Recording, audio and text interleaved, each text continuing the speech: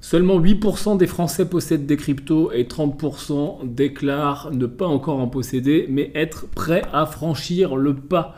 Salut à toi, ici Yann Darwin et tu es peut-être nouveau sur cette chaîne parce que cette vidéo est destinée particulièrement aux débutants. Bienvenue, ici c'est finance et investissement, mais pas chiant. On parle de finance, on parle d'investissement et tous les pans de l'économie qui nous intéressent. Et aujourd'hui, je m'adresse justement à ces Français, à ces finalement 92% de Français qui ne détiennent pas de crypto et ces 30% qui sont prêts à sauter le pas, mais peut-être qui sont dans le doute, qui cherchent des informations.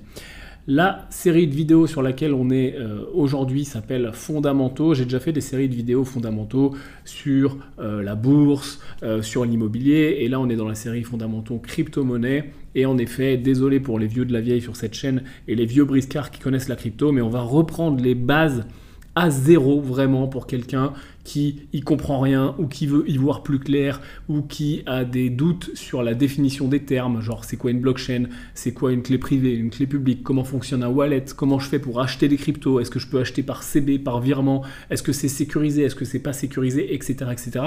C'est tout ce qu'on va voir dans cette série de vidéos. Sur cette première vidéo aujourd'hui, on va vraiment s'intéresser à la base, c'est-à-dire quand je suis méga débutant, comment est-ce que je me lance, c'est quoi une crypto-monnaie, comment ça fonctionne, comment j'achète, qu'est-ce qu'un exchange, qu'est-ce qu'une paire, qu'est-ce qu'une majeure, qu'est-ce qu'une mineure, c'est quoi le trading par rapport à l'investissement, un wallet, etc. On va tout voir dans cette première vidéo.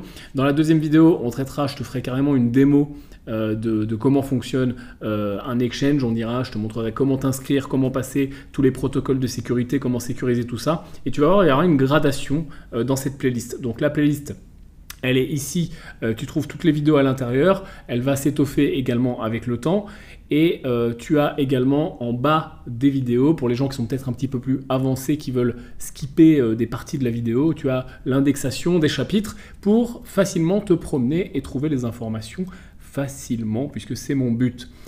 Si tu ne me connais pas, tu vas voir que j'ai un super pouvoir qui s'appelle la vulgarisation et je peux expliquer à peu près à tout le monde des trucs compliqués et les faire devenir simples. Donc c'est vraiment mon but aujourd'hui. D'ailleurs, le sondage dont j'ai parlé tout à l'heure, les chiffres dont j'ai parlé, c'est une étude assez récente de Adan et KPMG, en partenariat avec KPMG, justement sur les Français et la crypto-monnaie.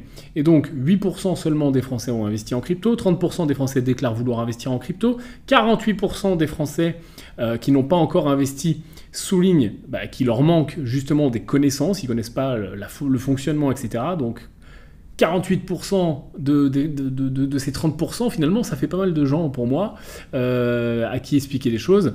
30% des sondés considèrent aussi que les actifs sont trop risqués, que les crypto-actifs sont trop risqués. Alors on en parlera au fur et à mesure dans cette série de vidéos.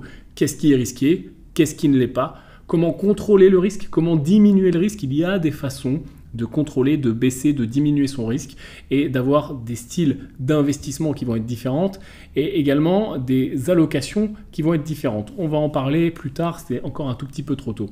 28% des gens de ce sondage déclarent ne pas être intéressés, donc voilà, on a peut-être un peu moins d'un tiers de la population qui n'est pas du tout intéressée, et 20% déclarent ne pas avoir l'épargne tout simplement nécessaire pour investir. Et là, moi, ma recommandation, si tu es dans ce cas-là, c'est bien sûr cash is king, comme d'habitude.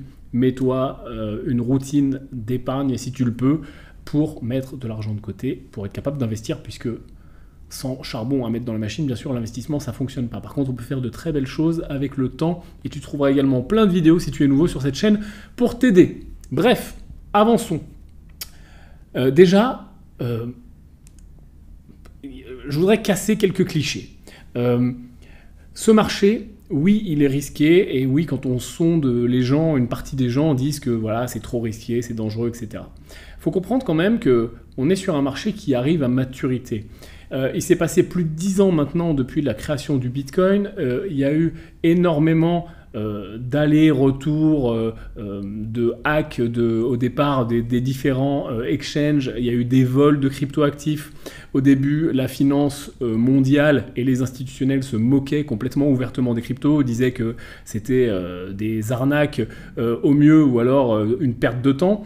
Mais là, depuis, on va dire, 1 an et demi, 2 ans, 3 ans, on a un vrai développement qui se met en place. On a une vraie adoption institutionnelle, donc j'entends par là les fonds d'investissement, les banques, les grosses mains, ceux qui ont vraiment beaucoup d'argent.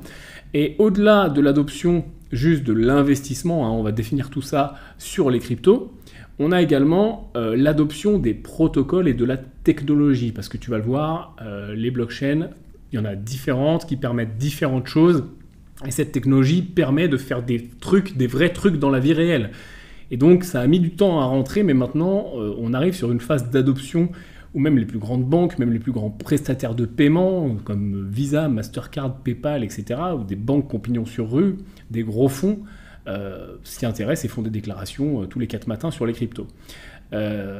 Donc c'est maintenant une classe d'actifs pour moi à avoir en portefeuille. C'est même plus négociable, pas négociable. La volatilité a baissé, on a moins de volatilité qu'avant, il y en a encore bien sûr plus que sur les autres classes d'actifs, on en parlera de la volatilité.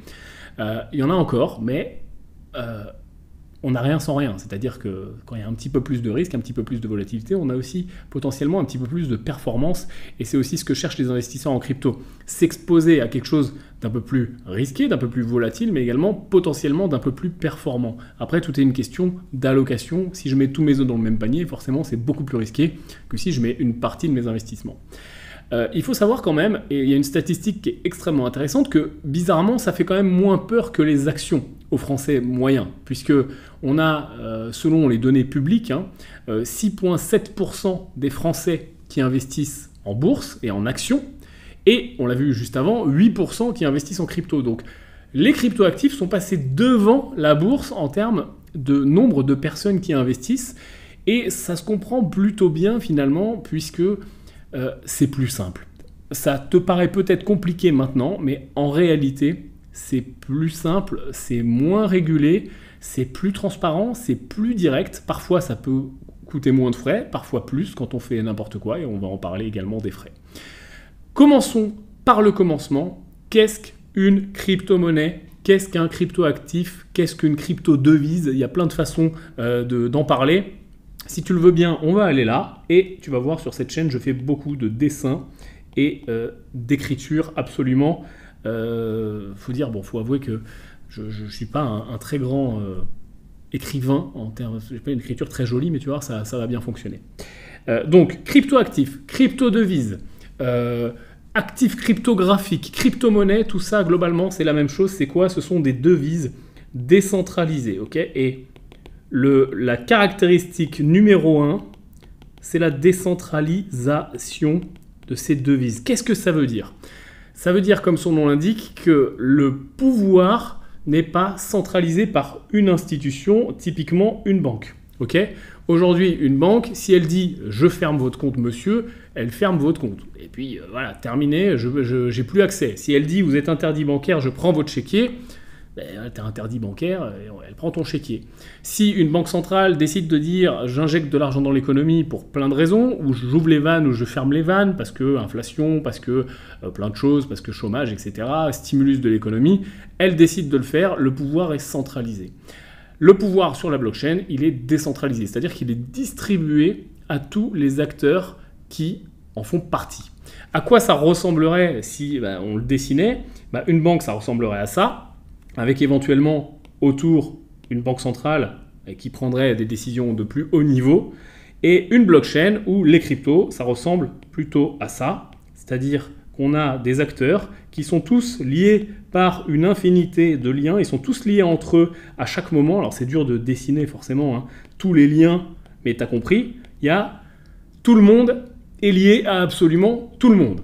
Que ça soit les utilisateurs de base, entre guillemets, toi, moi, je veux acheter, je veux vendre, via des exchanges ou via directement mon wallet, on va le voir après, je peux le faire à n'importe qui, je peux envoyer à n'importe qui instantanément des cryptos, mais également tous les acteurs dont on va parler sur ces différentes blockchains, c'est-à-dire les mineurs, voire même d'autres investisseurs, voire même des fonds d'investissement, voire même des échangeurs, tous ces gens sont instantanément et immuablement connectés. Même si pour toi, c'est transparent parce que tu ne vas pas dans le code, mais on peut, si on le veut, aller dans le code. Et je parle du code pas pour parler de trucs de geek, mais je parle du code pour de très bonnes raisons. Parce que les blockchains, pour la plupart, sont open source, c'est-à-dire que si tu sais lire le code, tu peux tout simplement le lire, le vérifier qu'à l'intérieur, il n'y ait pas de backdoor, qu'il n'y ait pas de choses qui soient prévues pour voler des cryptos, qu'il n'y ait pas de bugs, etc. Donc les codes sont open source. Les registres sont distribués. On va tout de suite parler du registre, ok ? Le registre, qu'est-ce que c'est ? C'est tout simplement la liste des transactions. Et c'est ça la beauté, une des plus belles choses des cryptos, c'est que la liste des transactions, c'est-à-dire Jean a acheté à Jacques, qui a vendu à Paul, qui a renvoyé la moitié à Janine, enfin t'as compris ? Cette liste-là, toutes les transactions sont publiques. On les trouve, même sans être un geek, même sans savoir lire le code, sur tous les différents sites qui référencent les transactions des différents protocoles, suivant les différentes blockchains. On va en parler, il n'y a pas qu'une seule blockchain, il y en a plusieurs. Ce qu'on appelle la blockchain, c'est une technologie, mais il y a plusieurs protocoles, puisqu'il y a plusieurs, tout simplement, projets. Tu as déjà entendu parler de Ethereum, de Bitcoin, etc. Donc, la beauté du fait que ça soit distribué, c'est que tout le monde peut vérifier les transactions. Tous les acteurs qu'on a vus là, et bien sûr, moi j'ai fait quelques ronds, mais il y en a des milliards, tous ces acteurs ont tous accès au même registre. Et ce registre va être mis à jour d'une transaction sur l'autre, ou plutôt par bloc de transactions. C'est-à-dire que tous les X transactions, quelques centaines, quelques milliers, ça va dépendre des blockchains, on va mettre à jour ce registre. Hop, on a un nouveau registre, tac, tac, tac. Ce qui va bien sûr empêcher de le falsifier, puisque si une personne, deux personnes, trois personnes le falsifient, genre tiens j'efface une ligne et puis moi je me rajoute 10 000 bitcoins, je vais être le seul à l'avoir falsifié, et tous les autres du réseau vont s'en rendre compte. C'est pour ça qu'on a un système de validateurs sur les blockchains. En fait, les validateurs valident que tout le monde voit schématiquement les mêmes transactions. Et si jamais, ici, j'ai quelqu'un qui essaye de changer une transaction, par exemple lui, tous les autres vont dire non, attends, on n'a plus le même registre, il y a un problème. Et donc, on avance comme ça, et on fait grossir le registre de jour en jour et d'année en année, de mois en mois. Et tout ça va constituer une chaîne de blocs, puisque tout ça va être codé dans des blocs. Et de là vient le nom blockchain, tout simplement. Une chaîne de blocs, avec à l'intérieur un registre qui peut changer de nom suivant les technologies, dans lequel on met toutes les transactions, on distribue ça absolument à tous les acteurs. Parfois, il y a du minage, parfois non. Il y a plusieurs protocoles, encore une fois, mais globalement, on a des ordinateurs qui résolvent des problèmes mathématiques, qui reçoivent des transactions, qui les vérifient, qui les comparent aux autres. Est-ce que tout le monde est d'accord ? Oui, on passe au bloc suivant. Transaction, transaction, transaction, ok, on compare. Est-ce que tout le monde est d'accord ? Oui, on passe au bloc suivant. Et ainsi de suite. Donc, c'est sécurisé et sécurisant. Pourquoi ? Parce que les utilisateurs, ils ont des gens qui vont valider les transactions et s'assurer qu'on ne fait pas n'importe quoi. Contrairement par exemple à une banque qui pourrait décider du jour au lendemain, toi je te ferme ton compte.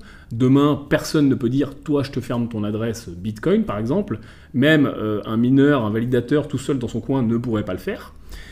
Donc ça permet forcément beaucoup plus de sécurité. Et pour les mineurs, pour les validateurs suivant les protocoles, ces gens-là sont incentivés à le faire parce que tout simplement ils sont payés. Ils touchent des frais de transaction qui sont plus ou moins importants à chaque fois, qui vont aider à maintenir les protocoles. C'est aussi simple que ça, et c'est pour ça que ce système fonctionne, et c'est pour ça que ce système a finalement trouvé beaucoup d'avenir à l'époque où il a été pour la première fois créé, et puis où il a été mis à jour avec le temps, puisque plus le temps passe, et plus de nouveaux protocoles arrivent. Alors soit on met à jour les anciens, on dit ok, on se met d'accord par un système de vote. Globalement, plus tu as la crypto en question, et plus tu vas avoir de droits de vote. Ça diffère encore une fois suivant les protocoles, mais schématiquement c'est ça. Et on dit voilà, on va mettre à jour le protocole parce que par exemple on veut faire baisser les frais ou parce qu'on veut accélérer la vitesse. Donc on propose que le code il passe de ça à ça. Est-ce que tout le monde est d'accord ou pas ? On vote. Ça passe, on met à jour. C'est tout simplement finalement juste un ordinateur qui se met à jour, enfin une multitude d'ordinateurs qui se mettent à jour, qui reçoivent le nouveau code, ou soit ça passe pas et puis on continue comme c'était. Voilà comment ça fonctionne. Donc globalement, on pourrait comparer ça à toutes les banques du monde qui se mettent d'accord et qui échangent leurs informations en temps réel et qui s'interdisent de contrôler les choses. Et puis c'est finalement le pouvoir aux utilisateurs, tout simplement, des protocoles. C'est tout simplement pour ça que les blockchains fonctionnent si bien.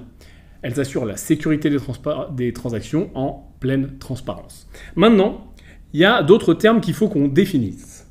Le fameux jeton, ou token, ou crypto, parfois on les appelle, ou X, Bitcoin, Ethereum, etc.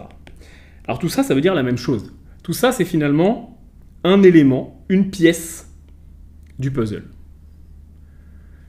C'est aussi simple que ça. Et par exemple, prenons Bitcoin. Quand tu as un Bitcoin ou une fraction de Bitcoin, tu as tout simplement, c'est comme si tu avais des dollars, c'est comme si tu avais des euros, peu importe. Sauf que le nombre est bien souvent fini, on le connaît en avance, et ça va nous permettre de faire des échanges ou parfois de nous donner des droits de vote, ou même parfois dans le cas des NFT, mais on sort pour l'instant du cadre du débutant, on en reparlera plus tard, ça peut me donner tout un tas de droits. Finalement, je peux mettre les droits que je veux en face de ces jetons. Le Bitcoin, quand il est arrivé, on a dit c'est juste un nouveau moyen d'échanger de l'argent. Mais Ethereum, quand il est arrivé, on a dit, en plus d'être un nouveau moyen d'échanger de l'argent, ça serait bien qu'on puisse faire ce qu'on appelle des smart contracts, on en reparlera plus tard, qui vont permettre de faire, comme leur nom l'indique, un contrat entre deux personnes, et en plus d'échanger de l'argent, de mettre autre chose en face. C'est-à-dire, on va échanger de l'argent si ça arrive, ce qui est écrit dans le smart contract. Et même fonctionnement, tout est distribué dans la blockchain et tout le monde est au courant de ce smart contract. Donc, au fur et à mesure, des choses arrivent, mais c'est toujours finalement le même fonctionnement de base. Donc, tu vas voir que suivant les protocoles, on a des noms différents. Pour Bitcoin, on a le Bitcoin. En effet, Bitcoin, c'est facile, c'est la même chose. C'est-à-dire que la blockchain Bitcoin, elle s'appelle Bitcoin, le jeton s'appelle Bitcoin. Mais par exemple, pour Ethereum, la blockchain s'appelle Ethereum, le jeton s'appelle l'Ether, l'ETH. Donc parfois, c'est un petit peu différent. Parfois, c'est encore plus différent. Par exemple, pour Polygon, la blockchain Polygon, le jeton, c'est Matic. N'a rien à voir. Donc ça vient avec le temps, puisque tu vas t'intéresser à chaque projet. Au départ, forcément, si tu dis « moi, je suis très débutant, tout le monde parle de crypto, j'ai juste envie d'investir un petit peu », tu vas t'intéresser à ce qu'on appelle les majeurs. On ira jeter un œil. Tu vas voir qu'il y a des milliers de cryptos. Tu vas pas aller dans la petite crypto obscure dont personne ne parle ou le truc super risqué. Tu vas aller dans les majeurs, le Bitcoin, l'Ethereum, etc. Et tu vas investir au début un petit peu pour voir ou un petit peu tous les mois. On verra les stratégies d'investissement plus loin. Mais au bout d'un moment, si tu veux aller plus loin dans le monde des cryptos, tu vas voir que ça fonctionne un petit peu comme le monde de la bourse finalement. Le monde de la bourse, si je schématise et que je descends au plus simple niveau, c'est quoi ? C'est j'achète des actions qui sont des parts de société et donc j'ai droit à une série d'avantages dans cette société-là, c'est-à-dire une part des bénéfices, également des droits de vote et également le fait de détenir un actif réel que je peux acheter, vendre quand il monte, quand il descend. Avec certains projets, voire même la plupart des projets crypto, c'est un petit peu la même chose.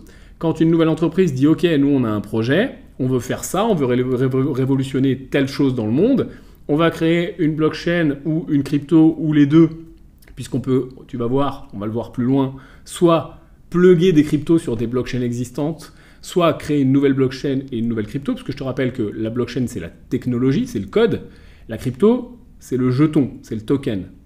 Donc certaines blockchains permettent à tout à chacun de créer des tokens et de les mettre, de les plugger sur le code. Mais il y a des gens qui veulent finalement faire évoluer également la technologie et qui créent leur propre code, donc leur propre blockchain, qui peut permettre de créer un jeton ou plusieurs, comme d'habitude. Okay, mais quand tu vas creuser un petit peu tout ça, et on le verra plus loin dans les vidéos, puisqu'on va rester simple, et après on va aller faire des démos, tu vas t'intéresser au projet. Comme quand tu achètes une action d'une entreprise, française, américaine, peu importe, tu t'intéresses à son projet. Qu'est-ce qu'elle fait ? Pourquoi je l'achète ? Pourquoi j'y crois ? Avec les cryptos, au-delà des premiers investissements dans les premières cryptos, de faire du DCA qu'on va définir un petit peu plus tard, de se faire un petit portefeuille, voilà, tout simplement une allocation, peut-être que tu vas vouloir rentrer sur des projets un petit peu plus early, on appelle ça, un petit peu plus nouveaux, donc un petit peu plus risqués, mais également des projets auxquels tu crois, parce que, par exemple, il y a des cryptos pour tout aujourd'hui. C'est-à-dire que, étant donné que le système, on l'a compris, il est décentralisé, il est distribué, il donne le pouvoir aux créateurs ou plutôt même surtout aux utilisateurs, sauf si parfois on a des conflits d'intérêts quand le créateur est un petit peu tout seul, mais c'est un autre sujet, et puis là on parle des petites cryptos uniquement. Ça permet forcément plein de choses, et donc on a des cryptos pour tout. On a des cryptos pour gérer les crédits carbone, on a des cryptos qui permettent d'échanger des moyens de production d'électricité, que ça soit solaire ou quoi que ce soit, du gaz, tout ce que tu veux. On a des cryptos qui servent simplement à échanger de la valeur, à échanger de l'argent, entre guillemets. On a des cryptos et des protocoles qui permettent de mettre en place des smart contracts. On a des cryptos qui permettent d'authentifier sa propriété, c'est le cas des NFT, avec des jetons qui sont uniques. Mais on sort un petit peu du sujet, c'est juste pour te donner la vision, la grande vision de tout ce que tu peux faire avec ces classes d'actifs-là, avec cette classe d'actifs-là, et le but, c'est quand même forcément de le comprendre, puisque si tu veux te lancer, moi je pars du principe que plus on en connaît, et plus il est simple de se lancer. Donc on a compris, monnaie de pair à pair, pas de banque centrale, pas de contrôle centralisé, pas de support physique, bien sûr, et pas besoin de fournir des infos personnelles. Puisque quand je veux faire un échange cryptographique, j'ai juste besoin de connaître l'adresse à qui je l'envoie, même pas forcément l'identité de la personne, mais tout simplement son adresse. On va le voir plus tard, c'est une série de chiffres et de lettres, c'est une espèce de code, on appelle ça une adresse. J'ai juste besoin de connaître ça. J'ai même pas besoin de connaître, si je veux vraiment aller loin dans le principe, ton nom, ton prénom, où est-ce que tu habites, pourquoi, comment. J'ai juste besoin de connaître ton adresse, et ensuite, qu'est-ce que permet de recevoir cette adresse? Par exemple, une adresse Bitcoin permet de recevoir du Bitcoin, et je peux envoyer du Bitcoin à n'importe qui, sans faire des milliers de papiers, c'est instantané, ou quasiment, ça prend beaucoup moins de temps qu'un virement, par exemple, international, etc. Donc, ça, c'est tout un tas d'avantages. Maintenant, forcément, quand il y a des avantages, il y a également des inconvénients, ou en tout cas des controverses, étant donné qu'on a un niveau... même si le registre est public et tout le monde peut voir que tu as envoyé tant de bitcoin à telle adresse, ça on le sait, mais on ne sait pas à qui appartient l'adresse. Donc on a quand même un niveau d'anonymat qui est quand même assez important. Même si quand on creuse, on peut éventuellement remonter, mais il y a aussi des contre-attaques, etc. Enfin bref, il y a un niveau d'anonymat qui est important sur la plupart des blockchains. Forcément, ça crée des dérives. Et forcément, c'est aussi pour ça qu'au début, et c'est peut-être pour ça que tu es encore débutant aujourd'hui et que tu ne t'y intéresses que maintenant. Au début, on a eu énormément de controverses, on a eu des financements de drogue, de terrorisme, etc. avec des crypto-monnaies. C'est une réalité, c'est pas tabou de le dire, c'est une réalité. Par contre, plus le marché est en train de s'internationaliser, de s'institutionnaliser, avec des acteurs, avec forcément des gouvernements aussi qui sont en train... tu as peut-être entendu parler du Salvador, etc. et de plein de déclarations de plein de gouvernements autour des cryptos, autour de la fiscalité également. Voilà, on est tout simplement sur une nouvelle technologie qui, aujourd'hui, a percé. Donc, comme toute nouvelle technologie, au départ, il y a des dérives, et puis, au fur et à mesure, on met un cadre légal autour, et on fait en sorte d'améliorer les choses, tout simplement. Maintenant, comprenons ce qu'est un exchange. Parce que, au bout d'un moment, si on veut investir, il va nous falloir passer, potentiellement, en tout cas au début, par un exchange. Un exchange, qu'est-ce que c'est? C'est tout simplement... le pendant du broker, pour l'exemple de l'investisseur en bourse. C'est un échange, tout simplement. C'est une place virtuelle, sous la forme d'un site internet, qui va me permettre, en tant qu'acheteur, d'acheter, et qui va permettre à des vendeurs de vendre. C'est aussi simple que ça, un échange. Et donc, il va matcher l'offre et la demande.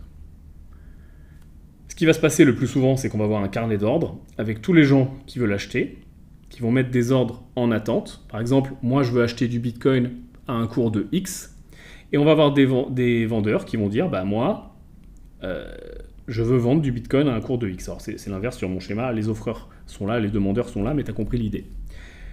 Et quand ils sont d'accord, par exemple, on est d'accord sur le prix du Bitcoin, et la transaction passe, elle se fait, et elle est rayée du carnet d'ordre, et ainsi de suite. C'est aussi simple que ça. On verra les différents types d'ordres, etc. Pour l'instant, c'est encore un petit peu trop tôt. Maintenant, sur un exchange, quand je suis débutant, je vais faire deux grandes choses. Un, ce qu'on appelle de l'investissement.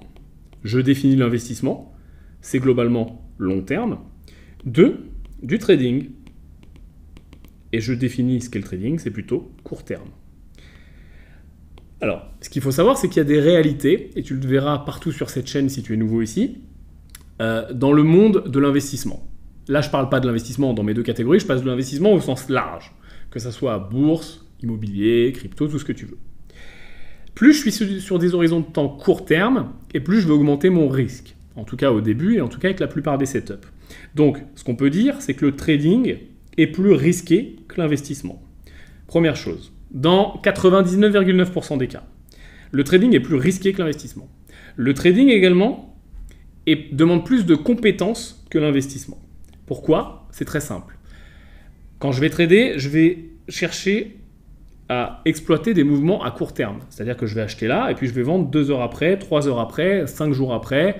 La fenêtre trading, on va dire que ça va être jusqu'à quelques minutes, quelques heures, jusqu'à, allez, dans le cas du swing, on va peut-être détenir nos actifs pendant 2 semaines, 3 semaines. 1 mois, allez, 2 mois grand maximum. On est encore dans le domaine du trading.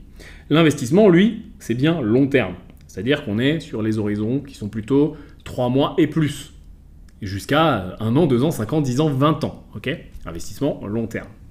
Donc là, moi, ce que je vais chercher sur le long terme, c'est pas du tout les petites fluctuations court terme, puisque je m'en moque, je suis là à long terme.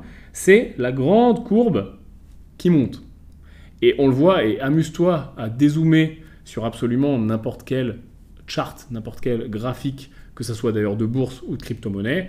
Quand on regarde de très près et qu'on zoome, on est trader, ça bouge, c'est volatile. Quand on dézoome et qu'on regarde sur de grandes unités de temps, 1 an, 2 ans, 5 ans, 10 ans, 20 ans, on se rend compte que globalement, les courbes, elles montent. Même si pour les cryptos, c'est quand même beaucoup plus erratique que la bourse. Donc pour cette raison précise, l'investissement est beaucoup plus simple.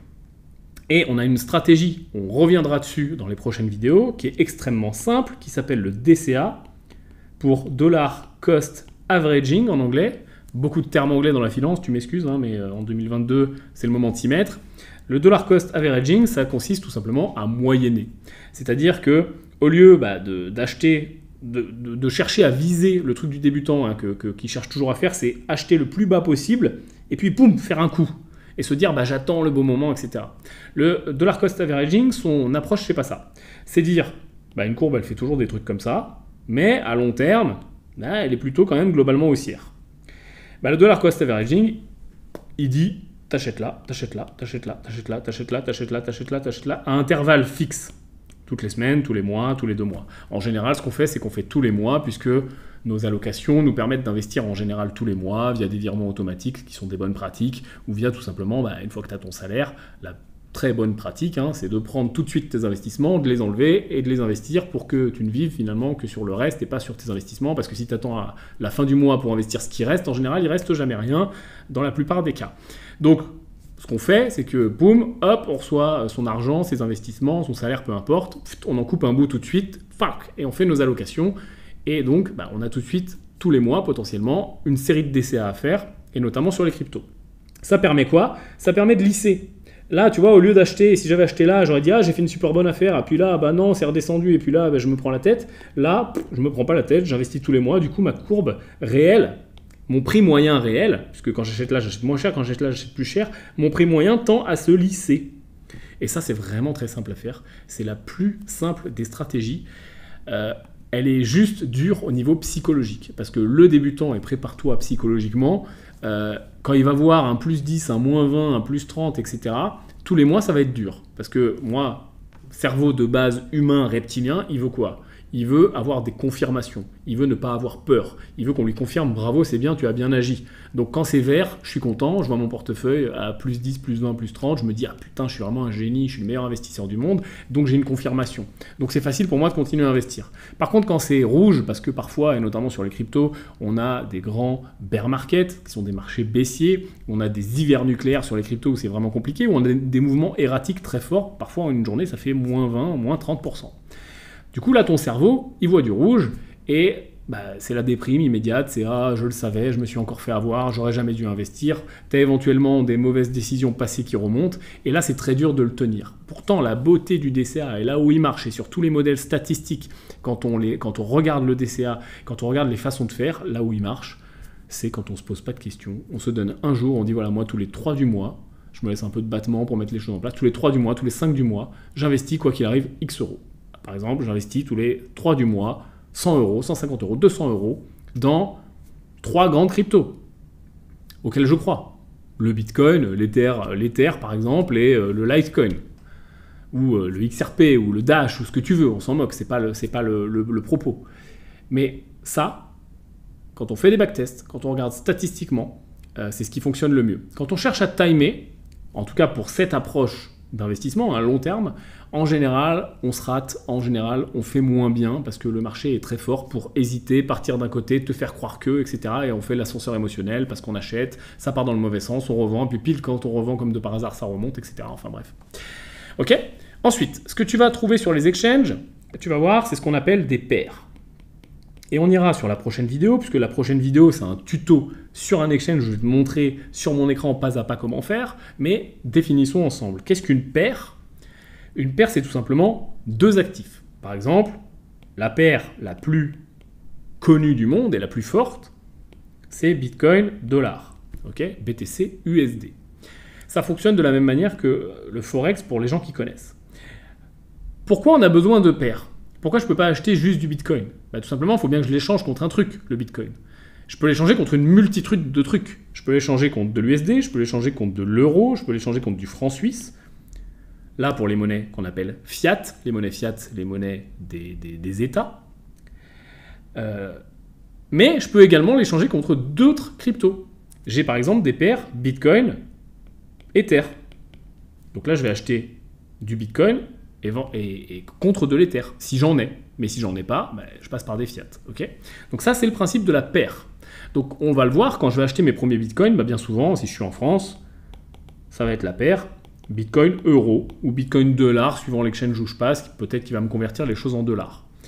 Donc je vais arriver avec des euros ou des dollars et je vais acheter du Bitcoin, tout simplement. Mais une fois que j'ai mes Bitcoins, si je veux acheter de l'Ethereum, je ne suis pas obligé de faire Bitcoin vers euro et euro vers Ethereum, je pourrais faire directement Bitcoin vers Ethereum. C'est tout simplement le fonctionnement d'une paire. Et puis je change d'avis, j'ai des Ethereum, je reveux du Bitcoin, Ethereum, Bitcoin. Voilà, tout simplement. Et tu vas voir sur les exchanges, il y a énormément de paires différentes.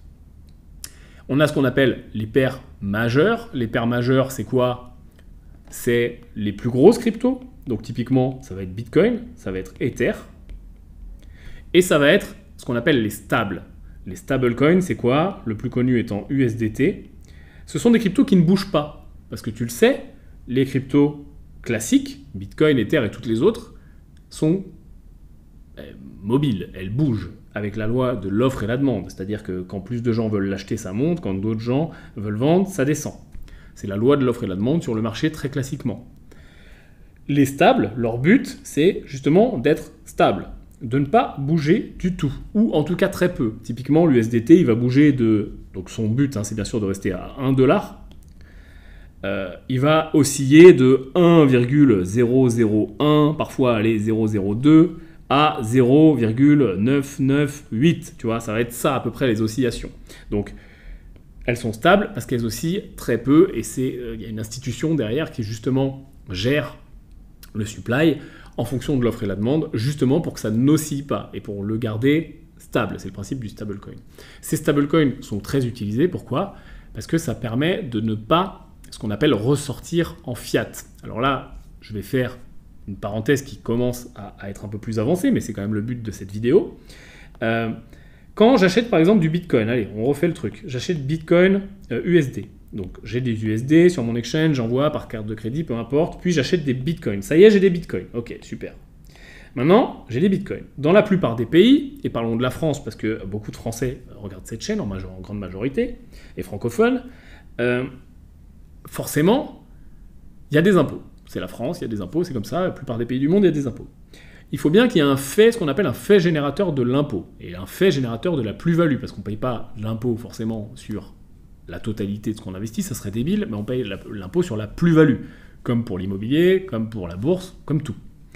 Admettons que je garde mes bitcoins 3 mois, et qu'ils ont fait plus 20%, ce qui arrive relativement fréquemment. Voilà, maintenant j'ai des bitcoins à plus 20%. Maintenant j'ai deux grandes solutions si je souhaite les vendre. J'ai bien sûr plein de solutions intermédiaires, mais restons simples. Je rechange en monnaie fiat. Je te rappelle que les monnaies fiat, c'est les monnaies des États, les monnaies qu'on connaît tous. Donc par exemple des euros. Parce que je me dis, j'avais investi 10 000, maintenant j'ai 12 000, je vais sortir des euros. À ce moment-là, si je change mes bitcoins en euros, je génère un fait générateur de plus-value, puisque je sors en fiat, et donc je vais payer de la plus-value. Je charge à moi de la déclarer, charge à moi de la payer, etc. Je sais qu'il y a des gens qui trichent, etc. C'est pas le débat. En tout cas, je dois payer de la plus-value. Maintenant, si je ne sors pas en fiat, mais que je reste en crypto, je ne génère pas de plus-value.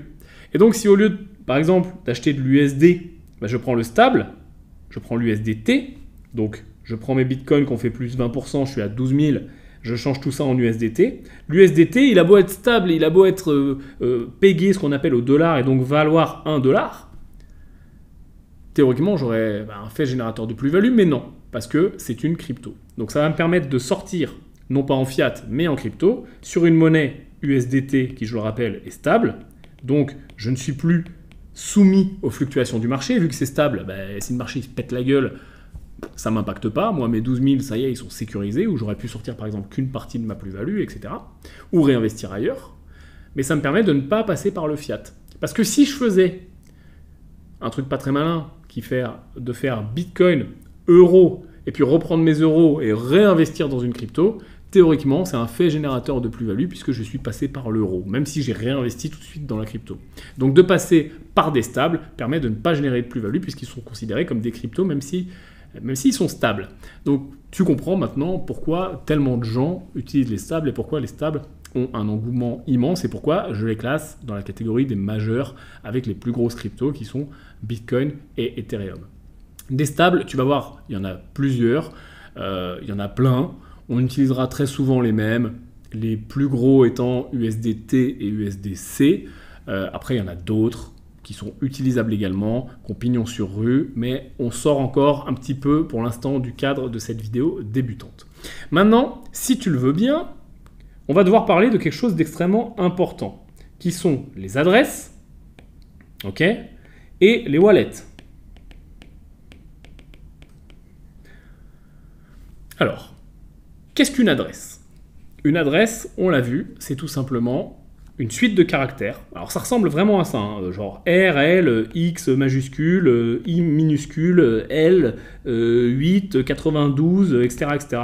On a une chaîne de caractères comme ça, suivant les protocoles de 18, 30, 32, 36 caractères, etc. Okay. Cette adresse, il est possible d'en faire des alias pour qu'elle soit plus simple, etc., mais restons simples. Donc j'ai ma chaîne de caractères, voilà, X, V, machin. Je la copie. Bien sûr, à chaque fois que quelqu'un me dit envoie-moi des cryptos, il me donne son adresse, sa chaîne de caractères. Ou quand je veux, et on le verra dans la démo des exchanges, envoyer d'un exchange à l'autre, parce qu'il n'y en a pas qu'un seul, je vais prendre l'adresse du nouvel exchange et l'exchange d'où j'envoie, je vais mettre l'adresse, c'est-à-dire l'exchange d'où j'envoie, l'exchange qui doit recevoir. Là, dans mon compte, je vais avoir une adresse. Lui, je lui dis envoie à cette adresse-là, et pouf, tout simplement. Mais ça peut être un exchange, ça peut être Jean-Claude. Jean-Claude, il me donne son adresse, et puis lui, je lui dis envoie à Jean-Claude. Aussi simple que ça. Voilà comment fonctionnent les adresses. Ensuite, qu'est-ce qu'un wallet? Un wallet, donc portefeuille, c'est tout simplement quelque chose qui me permet de stocker des cryptos dedans. Par exemple, Bitcoin, par exemple, Ethereum. Alors, quand même, petite subtilité, c'est vrai et c'est pas vrai. J'aime bien définir les choses proprement, correctement, pour qu'on comprenne vraiment ce qui se passe dans la technologie. Quand on dit qu'un wallet permet de stocker des cryptos, c'est faux, tout simplement. Un wallet permet de sécuriser ces cryptos et de stocker, d'avoir le contrôle sur ces cryptos via un système de clés publiques, clés privées. Mais en vrai, les cryptos physiquement ne sont pas dans le wallet. Elles ne sont pas là stockées dans le wallet. Et on verra les différents styles de wallet qu'on peut avoir dans une prochaine vidéo. Mais les cryptos ne sont pas dedans. Puisque les cryptos ne sont pas physiques, les cryptos sont dématérialisées, on l'a vu, et distribuées. Donc elles ne sont pas dedans. Elles sont dans, où ça? Oui, tu le sais, dans le registre. Le registre liste les transactions. Et le registre, c'est tout simplement une liste de transactions. Et on écrit dessus, Jean-Claude, il a 3 bitcoins. Et puis quand il en dépense 1, il y a Janine qui en a maintenant 1 et Jean-Claude en a 2. Physiquement, les cryptos, elles sont là. Enfin, pas physiquement, mais scripturalement. Le wallet, lui, on dit que les cryptos sont à l'intérieur, mais non. Bon, petite subtilité, on s'en fout. Maintenant, ce wallet va me permettre quoi? Il va me donner ce qu'on appelle parfois une clé publique ou une adresse publique. C'est exactement ce qu'on vient de définir ensemble, juste là. C'est ça. C'est mon adresse. Et il va me donner ce qu'on appelle une clé privée qui va me permettre de signer les transactions pour authentifier que c'est bien moi. Donc on comprend bien que la clé publique, pas de problème, je peux la donner à tout le monde puisque c'est comme ça que tu m'envoies de l'argent, ou de la crypto, des actifs. C'est comme si je te disais, envoie-moi une carte postale, j'habite 12 rue Jules Verne. Donc ça, je peux te le donner sans risque. Par contre, ma clé privée, c'est mon mot de passe. C'est ce qui me permet de dire, c'est bien moi, Yann, qui valide cette transaction, vas-y, envoie, blockchain, déroule. Ça, si n'importe qui la connaît, si une seule personne la connaît, c'est très dommage, puisqu'on va pouvoir me voler absolument tous mes fonds. C'est comme si je te disais, donne-moi le code PIN de ton téléphone ou le mot de passe de ton ordinateur. À partir du moment où je l'ai, j'ai le plein contrôle sur ton ordinateur. Si j'arrive à me loguer comme admin, c'est terminé pour toi. C'est exactement la même chose. Et attention avec le protocole blockchain, il est magnifique, il est très bien, il est très décentralisé, il est tout ce qu'on veut, il est révolutionnaire. Mais par contre, il n'y a pas d'assistance, il n'y a pas de service client, il n'y a pas une banque. C'est-à-dire que demain, tu te fais voler ta carte bleue, quelqu'un te séquestre, te prend ton code ou les chiffres de la carte bleue ou te raquette, hop, il te dit voilà, vas-y, retire de l'argent, tac, tac, tac. Qu'est-ce qui va se passer? Tu vas aller voir la banque, tu vas dire on m'a volé ma carte bleue, on m'a piraté mes codes, machin, et tu vas être remboursé par la banque qui t'assure tout ça, tes moyens de paiement. Sur la blockchain, il n'y a pas de banque, il y a toi. Et c'est toi qui es responsable de ta propre sécurité. Si demain, tu fais une mauvaise manip et tu envoies sur une adresse qui n'est pas la bonne, une erreur de copier-coller, ou qu'on te hack ton ordinateur, ou alors que tu donnes ta clé privée à quelqu'un, etc., tu n'as aucun moyen de recours, les fonds sont perdus ou les fonds sont volés. Donc attention à ça, pas de panique, ça se gère absolument très bien. Les seuls problèmes qui arrivent, c'est des gens qui font des erreurs humaines, parce qu'ils ne sont pas formés ou alors sensibilisés, ou ils font des bêtises tout simplement. On va voir ensemble des manières de sécuriser tout ça, tu vas voir que ça se fait vraiment très bien, il ne faut pas en avoir peur, mais par contre il faut vraiment en avoir conscience. Et ça nous est tous arrivé parfois d'envoyer des cryptos sur le mauvais protocole ou sur la mauvaise adresse et oh zut, j'ai perdu des sous. Donc c'est aussi pour ça, et on le verra un petit peu plus tard dans la vidéo suivante, qu'on fait souvent des transactions de test. Quand tu m'as envoyé un gros montant, jamais j'envoie là via une blockchain. Tu vois, autant sur une banque, je peux envoyer 50 000 euros par virement parce que je sais que si le virement se perd, il va revenir, etc. Sur un protocole crypto, jamais j'envoie 50 000 euros d'un seul coup. Je fais d'abord une petite transaction de 5, 10, 15 euros pour tester, voir que ça arrive bien et que tout se passe bien, que j'envoie au bon endroit, que je ne me suis pas trompé. Et ensuite, j'envoie la grosse transaction. Ça, c'est tout un tas de bonnes pratiques, on les verra ensemble. Ok ?